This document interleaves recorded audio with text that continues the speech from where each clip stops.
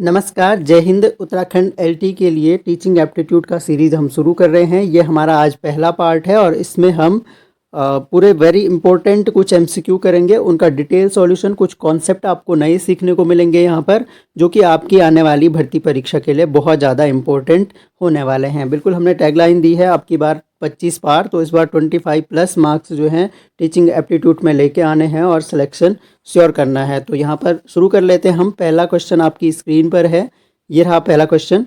NEP जो कि national education policy है 2020 की, एक क्वेश्चन आप श्योर मान के चलिए कि यहाँ से आएगा। जो डिजिटल प्लेटफॉर्म पर मूलभूत साक्षरता, संख्यात्मकता और उच्च गुणात्मकता वाले संसाधनों का एक राष्ट्रीय भंडार स्थापित करने की बात कही गई है, ये सरकार नहीं होगा, ये वही भंडार होगा। उस भंडार का नाम क्या है? उस डिजिटल प्लेटफॉर्म का नाम बताना है। तो कौन सा प्लेटफॉर्म है? तो यहाँ पर देखिए एनसीईआरटी ऑलरेडी, आप वैसे भी इनको हटा सकते हो, और दीक्षा पोर्टल जो है खबरों में रहा था काफ़ी, तो दीक्षा पोर्टल इसका सही आंसर हो जाएगा। दीक्षा के बारे में जान लेते हैं। दीक्षा का फुल फॉर्म है Diksha infrastructure for knowledge sharing, digital infrastructure for knowledge sharing Diksha का फुल फॉर्म हो गया। और ये इसका काम क्या है? मूलभूत साक्षरता और संख्यात्मकता पर उच्च गुणवत्ता वाले संसाधनों के लिए एक राष्ट्रीय भंडार है, एक ई लर्निंग प्लेटफॉर्म के रूप में उपलब्ध कराया जाएगा। अगला प्रश्न आपकी स्क्रीन पर है। समावेशी शिक्षा मानती है कि हमें इसको एक तरह से, ये क्या हो जाएगा,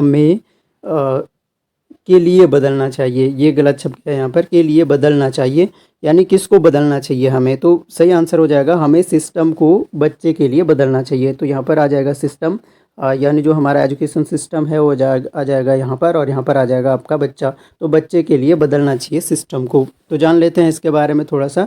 क्या है कि जो समावेशी शिक्षा है, समावेशी शिक्षा मानती है कि हमें बच्चे के अनुकूल व्यवस्था बदलनी चाहिए, क्योंकि समावेशी शिक्षा में क्या होता है? Inclusive education. इंक्लूसिव एजुकेशन से आपका यूसेट के एग्जाम में भी एक क्वेश्चन आया था, मैंने उसका सोल्यूशन डाला है, अगर आपने नहीं देखा है तो देख लीजिए। टीचिंग एप्टीट्यूड के आपके लिए हेल्पफुल होने वाले हैं। तो समावेशी शिक्षा जो है शिक्षा की एक प्रणाली है जो सभी छात्रों में उनकी ताकत और कमजोरियों की परवाह किए बिना एक ही ढांचे के तहत लाती है। समावेशी शिक्षा सोचती है कि हमें बच्चे के अनुरूप प्रणाली को अनुकूलित करने की आवश्यकता है। तो यानी जो बच्चे जो हैं पिछड़े हैं या फिर मुख्य धाराईकरण जिनका नहीं हुआ है, उन बच्चों को भी मुख्य धारा में लाने के लिए इंक्लूसिव एजुकेशन का विकल्प अपनाया गया है। आगे बढ़ते हैं। अगला क्वेश्चन है, सीखने की अक्षमता निम्नलिखित के अलावा अन्य सभी कारणों से हो सकती है।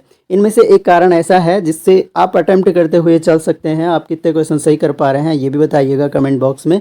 तो यहाँ पर देखिए, सीखने की अक्षमता निम्न के अलावा अन्य किसी भी कारणों से हो सकती है। तो यहाँ पर देखिए, सीखने की अक्षमता मस्तिष्क संबंधी शिथिलता से सीखने की अक्षमता हो सकती है, भावनात्मक गड़बड़ी से हो सकती है, व्यवहार संबंधी सांस्कृतिक कारकों से नहीं हो सकती, यानी सांस्कृतिक कारक आपकी सीखने की क्षमता को प्रभावित नहीं करेंगे। तो यहाँ पर फैक्ट जान लेते हैं, क्योंकि मस्तिष्क संबंधी शिथिलता, भावनात्मक गड़बड़ी और व्यवहार संबंधी गड़बड़ी के कारण सीखने की अक्षमता हो सकती है। अगला क्वेश्चन, बच्चों में सोचने और सीखने के लिए अनुकूल वातावरण के लिए निम्नलिखित में से कौन सा उपयुक्त है? तो सोचने और सीखने के लिए कौन सा वातावरण उनके लिए उपयुक्त होगा? तो यहाँ पर देखिए, लंबे समय तक निष्क्रिय सुनना गलत हो जाएगा, बार बार गृह कार्य देना, शिक्षार्थियों द्वारा किए गए व्यक्तिगत कार्य, तो व्यक्तिगत कार्य भी उतने क्या होगा? छात्रों को क्या सीखना है, कैसे सीखना है, इसके बारे में कुछ निर्णय लेने की अनुमति देना, यानी बच्चे क्या सीखना चाहते हैं और कैसे सीखना चाहते हैं उनके लिए निर्णय की अनुमति देना ही क्या हो जाएगा? उनके लिए अनुकूल वातावरण होगा। तो इसके बारे में जान लेते हैं कुछ फैक्ट्स। छात्रों को क्या और कैसे सीखना है इस बारे में कुछ निर्णय लेने की अनुमति देकर अनुकूल सीखने का माहौल और अधिक स्थिर और जीवंत बनाया जा सकता है, यानी जो लर्निंग प्रोसेस है उसको और स्थिर और जीवंत बनाया जा सकता है, ये बात कही गई है यहाँ पर। दूसरा क्या है कि शिक्षा के लिए बाल केंद्रित दृष्टिकोण को बढ़ावा देना, वेरी इंपॉर्टेंट फैक्ट है। स्लाइड को बहुत देर तक ऊपर न रखकर समय समय पर विद्यार्थियों को उस पर ध्यान केंद्रित करने के लिए प्रेरित करना है। तो ध्यान केंद्रित करने के लिए प्रेरित करना है। बच्चों के अनुभवों और ज़रूरतों को प्राथमिकता देनी है, और बच्चों को स्वतंत्र रूप से स्वेच्छा से अपनी गति से काम करने देना है। तो ये सारे कार्य करने चाहिए एक टीचर को। और आखिरी जो है, उन्हें सीखने की अपनी रणनीति को बढ़ावा देने का अवसर प्रदान करें। तो यानी ये चाइल्ड सेंटर्ड एजुकेशन जो है, ये बाल केंद्रित शिक्षा की सारी विशेषताएं हैं। सारे ही फैक्ट आपको जरूर ध्यान रखने हैं, कोई भी फैक्ट पूछा जा सकता है। किस मनोवैज्ञानिक ने वह सिद्धांत प्रतिपादित किया जिसमें बच्चे के भाषा विकास में अंतःक्रिया को महत्वपूर्ण माना जाता है? तो अंतःक्रिया और भाषा विकास का जो सिद्धांत है इनमें से वो लेव वाइगोत्स्की का बहुत फेमस सिद्धांत है। वाइगोत्स्की की थ्योरी सेक्शन मैंने करवाया है अपने वीडियोस में, वो आप देख सकते हैं थ्योरी सेक्शन में, काफ़ी हेल्पफुल वीडियो होगा आपके लिए। तो हम समझ लेते हैं थोड़ा सा वाइगोत्स्की की जो थ्योरी है। माता पिता से जुड़ाव से प्रभावित दो विशिष्ट संज्ञानात्मक गतिविधियां खेल और भाषा कौशल हैं, जो लेव वाइगोत्स्की द्वारा प्रस्तावित संरचनात्मक विकास का क्लासिक सिद्धांत इस बात पर जोर देता है कि कैसे सामाजिक संपर्क, खेल, भाषा और ध्यान और स्मृति जैसे अन्य संज्ञानात्मक कौशल विकास को सुविधाजनक बना सकता है। यानी जो आपका सामाजिक संपर्क है, जब बच्चा खेल खेलता है या फिर आपस में जो बच्चों के साथ खेलता है या घूमता है, उस दौरान उसकी ध्यान और स्मृति और अन्य संज्ञानात्मक जो कौशल वो उसका विकास कैसे सुविधाजनक बना सकता है, वो अपनी भाषा विकास के द्वारा। तो भाषा यानी जो गतिविधियां हैं, खेल हैं, वो भाषा विकास के साधन हैं और भाषा विकास ही आपके कौशल विकास के साधन होंगे। तो अगला क्वेश्चन हम देखते हैं। अगला है NCF 2005 के अनुसार एक शिक्षक की भूमिका होनी चाहिए। तो नेशनल करिकुलम फ्रेमवर्क, तो ये तो आपको पता ही है, इसका फुल फॉर्म क्या है? नेशनल करिकुलम फ्रेमवर्क इसका फुल फॉर्म हो गया। तो NCF के द्वारा एक तरह से एक शिक्षक की भूमिका क्या होनी चाहिए?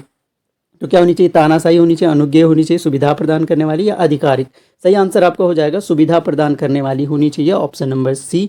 थोड़ा सा जान लेते हैं क्या प्रावधान दिए हैं। जो राष्ट्रीय पाठ्यचर्या ढांचा है या फ्रेमवर्क है 2005 का, एक शिक्षक से वे अपेक्षा करते हैं कि बच्चों की शिक्षा इस तरह से सुगम बनाने वाला बने जिससे बच्चों को ज्ञान निर्माण में मदद मिले। सहयोगी और सुविधा प्रदाता के रूप में अनुदेशात्मक भूमिकाओं के अलावा एक शिक्षक आज एक शिक्षार्थी, परामर्शदाता, प्रबंधक, मूल्यांकनकर्ता और प्रवर्तक के रूप में कार्य करता है। तो वेरी इंपॉर्टेंट फैक्ट है, NCF ने क्या कहा है कि एक शिक्षक जो है एक तरह से परामर्शदाता के रूप में, सहयोगी के रूप में और प्रबंधक, मूल्यांकनकर्ता और प्रवर्तक के रूप में कार्य करे, न कि हिटलर जैसी तानाशाही के रूप में। अगला क्वेश्चन हम देखते हैं। समावेशी शिक्षा का तात्पर्य है। तो यहाँ पर ऑप्शन देख सकते हैं। कक्षा में सभी बच्चों के लिए समान शिक्षण पद्धति का होना, सामान्य और विकलांग छात्रों के लिए समान सुविधाएं होना, सामान्य और विकलांग छात्रों के लिए समान स्कूल होना। सबसे सही आंसर आपका अप्रोप्रिएट जो है वो समान स्कूल का होना जो है वो सही है समावेशी शिक्षा के लिए। जान लेते हैं। समावेशी शिक्षा को एक सीखने के माहौल में परिभाषित किया जाता है जो जाति, वर्ग, लिंग, विकलांगता और भाषा के बावजूद सभी शिक्षार्थियों के पूर्ण व्यक्तिगत, शैक्षणिक और व्यावसायिक विकास को बढ़ावा देता है। यह बच्चों को अपने साथियों के साथ मित्रता विकसित करने की अनुमति देता है। ये क्या है? आपका समावेशी इंक्लूसिव एजुकेशन है। और अभी यूसेट के एग्ज़ाम में क्वेश्चन पूछा गया था और उसमें स्टेटमेंट दे दिए गए थे कि समावेशी शिक्षा के लिए अलग स्कूल होना चाहिए। तो अलग स्कूल नहीं होना चाहिए, क्योंकि इंक्लूसिव का मतलब सभी की शिक्षा एक साथ करनी है हमें। तो सही आंसर आपका क्या हो जाएगा? आपका समावेशी, एक तरह से समावेशी शिक्षा में अलग स्कूल नहीं बल्कि एक ही स्कूल में हमें ऐसी सुविधाएं प्रदान करनी है ताकि वो भी सामान्य बच्चों के साथ में पढ़ सकें, खुद को एक तरह से इन्फीरियर फील ना करें वो। अगला क्वेश्चन। भारत में विशेष शैक्षिक आवश्यकताओं SEN वाले शिक्षार्थियों में शामिल नहीं है। SEN, तो SEN क्या हो गया? स्पेशल एजुकेशनल नीड वाले जो छात्र हैं उनमें कौन से शामिल नहीं है? पिछड़े वर्ग के बच्चे, SC ST संबंधित, लोकोमोटर विकलांगता वाले बच्चे, या उपरोक्त में से कोई नहीं?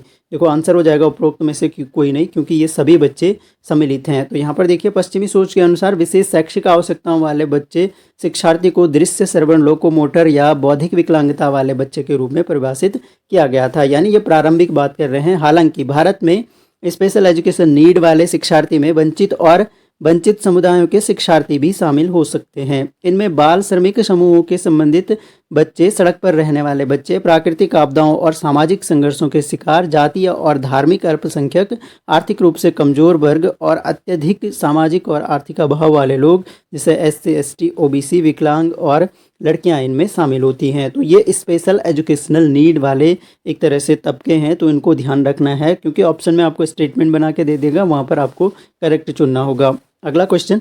निम्नलिखित में से कौन प्रगतिशील शिक्षा की विशेषता है? देखिए, प्रगतिशील शिक्षा की विशेषताएं बतानी है। परीक्षणों में अच्छे अंक का कोई मतलब नहीं रह जाता है। बार बार परीक्षाएं करवाना, लचीली समय सारणी और बैठने की व्यवस्था, और इसके अलावा निर्देश पूरी तरह निर्धारित पाठ्यपुस्तकों पर आधारित। सही आंसर हो जाएगा ऑप्शन नंबर सी। लचीली होती है। प्रगतिशील शिक्षा की विशेषता हम देख लेते हैं। सामग्री और अनुभवों से जुड़कर विद्यार्थियों के कौशल और समझ को बढ़ाने पर जोर देती है। इसकी विशेषताएं देख लेते हैं। समाज और लोकतंत्र के लिए शिक्षा है। सहयोगात्मक शिक्षा, रटने वाले ज्ञान के विपरीत सीखना और आजीवन सीखने और सामाजिक कौशल पर जोर, और लचीली समय सारणी और बैठने की व्यवस्था। तो ये सारी प्रगतिशील शिक्षा की व्यवस्था हो गई। कोई भी ऑप्शन दे सकता है कि इनमें से एक तरह से विशेषता है या विशेषता नहीं है। अगला क्वेश्चन, शिक्षण से सीखने पर जोर निम्न द्वारा स्थानांतरित किया जा सकता है। जो सीखने पर जोर है वो किसके द्वारा, कौन सी विधि अपनाकर एक तरह से। तो सही आंसर आपका हो जाएगा बाल केंद्रित शिक्षा शास्त्र को अपनाकर जो है शिक्षण सीखने को स्थानांतरित किया जा सकता है। तो यहाँ पर देखिए बाल केंद्रित जो शिक्षा शास्त्र है अपनाकर शिक्षण सीखने पर जोर दिया जा सकता है। हालांकि यह इस पर जोर देता है बच्चों को अपने विचारों और स्वतंत्र रूप से व्यक्त करने में सक्षम बनाना इसका काम है। छात्रों को स्वतंत्र रूप से स्वेच्छा से अपनी गति के अनुसार अपनी रुचि, योग्यता, क्षमता, ये सारे वर्ड्स आपको ध्यान रखना है, उनके अनुसार कार्य करने की अनुमति देना। छात्रों के अनुभवों, समझ और ज़रूरतों को प्राथमिकता देना। छात्रों को सीखने की अपनी रणनीति को बढ़ावा के अवसर देना और शैक्षिक प्रक्रिया में होने वाले छात्रों के अनुभव और समग्रता को पूरा करना। और इसके अलावा बच्चों की विविध शिक्षण आवश्यकताओं को संबोधित करने के लिए विभिन्न प्रकार की नवीन शिक्षण रणनीतियों का उपयोग करना। तो ये सारे फैक्ट हैं जो आपको ध्यान रखने हैं। आपको इसका PDF मैं उपलब्ध करा दूंगा टेलीग्राम चैनल पे, अगर आवश्यकता होगी आप लोगों को तो, और कमेंट बॉक्स में आप लिख सकते हैं। तो टेलीग्राम पे आपको इसका PDF मिल जाएगा, लिंक आपको डिस्क्रिप्शन में मिल ही जाता है। तो टेलीग्राम से जुड़िए, आपको अच्छे नोट्स भी मिलेंगे और एजुकेशनल साइकोलॉजी जो है वो मैं आपकी कवर करवा दूंगा एग्जाम तक, काफ़ी हद तक जो है कवर करवा दूंगा और बहुत अच्छे से कवर करवा देंगे। निम्नलिखित में से कौन स्कूल और समुदाय के बीच घनिष्ठ संबंध में मदद कर सकता है? कौन? नियमित संचार, माता पिता का मार्गदर्शन और सलाह देने वाले शिक्षक। तो इनमें से कौन?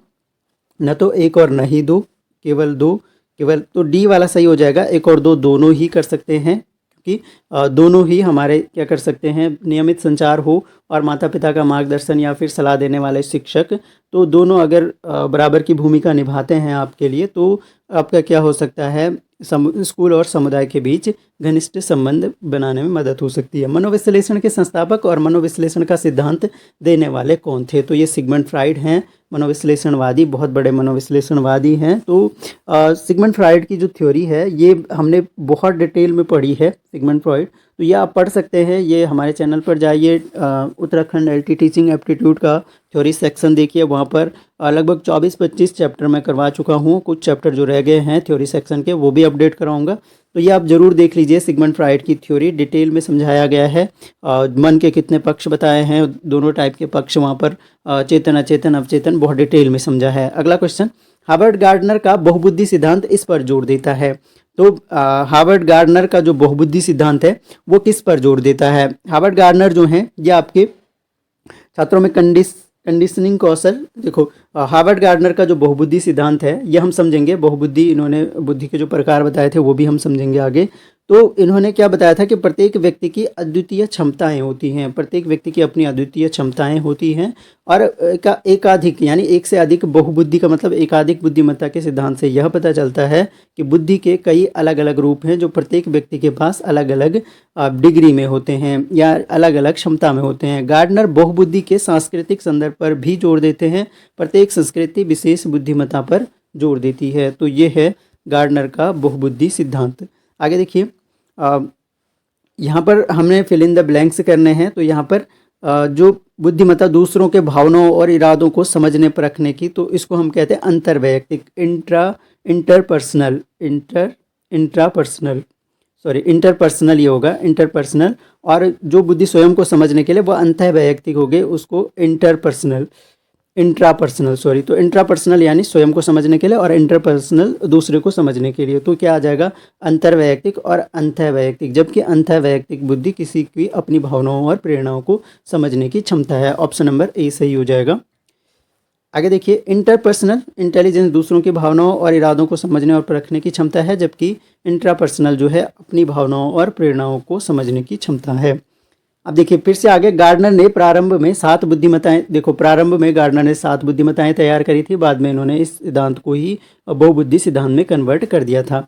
तो उनमें से कौन सा एक नहीं है, तो यहाँ पर चुनना है कौन सी बुद्धि उनमें से एक नहीं है। तो यहाँ पर देखिए स्थानिक, भाषाई, पारस्परिक या प्रकृतिवादी। तो हम डिटेल सोल्यूशन देखेंगे यहाँ पर। तो प्रकृतिवादी कोई बुद्धि नहीं बताई थी इन्होंने, पारस्परिक बताई, भाषाई बताई, स्थानिक बताई।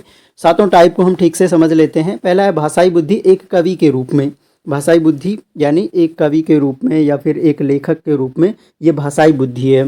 तार्किक गणितीय बुद्धि, एक वैज्ञानिक के रूप में, इंजीनियरिंग के रूप में, ये सारी चीज़ें आ जाएंगी वहाँ पर। संगीत संबंधी बुद्धि जो है, एक संगीतकार के रूप में व्यक्ति को डेवलप करेगी। स्थानिक बुद्धि क्या है, किसके लिए ये पूछे जाते हैं कि स्थानिक बुद्धि का संबंध किससे है या संगीत संबंधी बुद्धि का संबंध किससे है। तो ये मैंने पूरा एक कलेक्ट करके आपको सातों के सातों टाइप बता दिए हैं और उनका संबंध किससे। एक मूर्तिकार या हवाई जहाज के पायलट के रूप में स्थानिक बुद्धि। शारीरिक गतिज बुद्धि जो है, एक एथलीट के रूप में या नर्तक या फिर डांसर एक तरह से।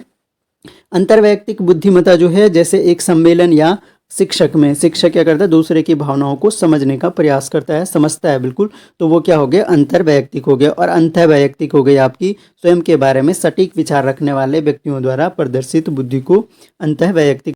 मानसिक आयु की अवधारणा प्रस्तुत की गई थी। तो मानसिक आयु की जो अवधारणा है ये प्रस्तुत की गई थी आपकी बिने ने प्रस्तुत करी थी मानसिक आयु की अवधारणा। थोड़ा सा जान लेते हैं। मानसिक आयु की अवधारणा फ्रांसीसी मनोवैज्ञानिक हैं ये, अल्फ्रेड बिने इनका नाम है। बिने के अनुसार एक स्टेटमेंट आपको ध्यान रखना है यहाँ पर, बुद्धि का अर्थ अच्छी तरह से निर्णय लेने की, अच्छी तरह से तर्क करने की और अच्छी तरह से समझने की क्षमता को बुद्धि कहते हैं, ये बिने का कथन है। तो ये तो आपको ध्यान रखना है। इन्होंने साइमन के साथ मिलकर 1905 में पहला बुद्धि परीक्षण विकसित किया था। तो क्वेश्चन आया है, बहुत बार आता है कि पहला बुद्धि परीक्षण जो है किसने किया था, तो बिने और साइमन ने किया था 1905 में। तो मानसिक आयु के संबंध में इनका कथन है कि मानसिक आयु एक तरह से जो कॉग्निटिव डेवलपमेंट है, संज्ञानात्मक विकास का अनुमान है कि जो बुद्धि लब्धि या न्यूरोसाइकोलॉजिकल परीक्षणों पर कच्चे स्कोर के प्रदर्शन से प्राप्त होता है। तो न्यूरोसाइकोलॉजिकल परीक्षणों का मतलब यहाँ पर ये है कि जो किसी व्यक्ति की, मान लो 9 वर्ष का बच्चा है, इसकी वास्तविक एज, रियल एज 9 ईयर है और ये 11 वर्ष तक के बच्चों के लिए जो बनी प्रश्नावली है बिने साइमन की, उसको सॉल्व कर पा रहा है। तो इसका मतलब ये है कि वास्तविक एज तो इसकी 9 वर्ष है, लेकिन मानसिक आयु, मेंटल एज इसकी क्या है, 11 ईयर्स है। तो वही है मानसिक आयु की अवधारणा। और इसके अलावा इन्होंने कहा कि बच्चों में मानसिक आयु का अनुमान सबसे अधिक बार लगाया जाता है, संभवतः इस अवधि के दौरान संज्ञानात्मक कौशल में उद्भव और लंबे विकास क्रम के कारण। तो ये कुछ फैक्ट आपको बिने के संबंध में याद रखने हैं कि फ्रांसीसी मनोवैज्ञानिक हैं ये बिने, और मानसिक आयु की अवधारणा इन्होंने दी थी। बिने साइमन ने बुद्धि परीक्षण का श्रेय उनको जाता है। और एक स्टेटमेंट आपको ये ध्यान रखनी है। अगला प्रश्न है, स्पीयरमैन की बुद्धिमत्ता की परिभाषा में कारक जी है। तो स्पीयरमैन ने जी और एस फैक्टर, यह आपको द्वितत्व सिद्धांत देता है बुद्धि का स्पीयरमैन। तो स्पीयरमैन ने एक एस फैक्टर बताया और एक आपका जी फैक्टर बताया। जी फैक्टर को बताता है ये कि एक सामान्य बुद्धि है जी फैक्टर, जो हमारे रोज़मर्रा के कार्यों में, जैसे लिखने, पढ़ने, बोलने और इन सारे कार्यों में जो हम काम करते हैं, वो हमारी जनरल इंटेलिजेंस है, यानी वो हमारी सामान्य बुद्धि है। इसके अलावा जो विशिष्ट बुद्धि है, स्पेसिफिक फैक्टर जो है आपका, वो है जैसे कोई बहुत अच्छा वैज्ञानिक है या फिर बहुत अच्छे तर्क करने की क्षमता उसके अंदर थी और वो बहुत बड़ा वैज्ञानिक बन गया, तो वो स्पेसिफिक क्या है उसकी। या फिर कोई डांस के क्षेत्र में इतना आगे चला गया, खेल के क्षेत्र में चला गया, तो वो उसकी क्या है, स्पेसिफिक इंटेलिजेंस है। तो जी का मतलब हो गया यहाँ पर general intelligence, option number C. I hope ये समझ गए होंगे आप, तो ये आपको ध्यान रखने हैं। इसके अलावा एक फैक्ट आपको ध्यान रखना है, सामान्य बुद्धि जिसे जी कारक भी जाना जाता है, मैं समझा चुका हूँ आपको। तो मानसिक क्षमता के अस्तित्व को संदर्भित करता है। जो संज्ञानात्मक क्षमता उपायों पर प्रदर्शन को प्रभावित करता है, यह एक सामान्य मानसिक क्षमता को संदर्भित करता है जो स्पीयरमैन के अनुसार मौखिक, स्थानिक, संख्यात्मक, यांत्रिक सहित कई विशिष्ट कौशलों को रेखांकित करती है। तो ये कौशल के हैं, विशिष्ट कौशल हैं जो जिनको रेखांकित करता है ये। तो जी और एस फैक्टर मैंने आपको समझाया। तो ये कुल मिलाकर हमने जो है कहने को 20 क्वेश्चन है, लेकिन बहुत सारे फैक्ट्स में आ गए हैं, बहुत सारी डेफिनेशंस भी आ गई हैं। तो आपको थोड़ा सा ठीक से चाहे तो रिपीट करके सुन लीजिएगा। और इसका PDF मैं आपको प्रोवाइड करवा दूंगा टेलीग्राम पे, उसके लिए टेलीग्राम से जुड़िए, आप टेलीग्राम से जुड़िए और सब्सक्राइब कर लीजिए वीडियो को अगर पसंद आता है तो, ताकि इन फ्यूचर जब भी हम इस तरह के और वीडियोस लेकर आएँ आपके लिए तो आपके पास नोटिफिकेशन अवेलेबल हो जाए। बेल आइकन भी दबा दीजिएगा और टेलीग्राम में जुड़ जाइए, लिंक आपको डिस्क्रिप्शन में मिल जाता है। टेलीग्राम पे आपको एक तरह से नोट्स वहाँ पर आपको उपलब्ध करा दिए जाएंगे, ना ही इस वीडियो के, इसके अलावा भी एजुकेशनल साइकोलॉजी से रिलेटेड आपको पूरा जो भी कंटेंट होगा वो प्रोवाइड करवा दिया जाएगा फ्री ऑफ कॉस्ट, कोई कॉस्ट इसको आपसे नहीं लिया जाएगा। तो आई होप आपको पसंद आया होगा, अपने दोस्तों से शेयर ज़रूर कीजिएगा। Thanks a lot for listening, मिलेंगे नेक्स्ट वीडियो में, तब तक के लिए जय हिंद।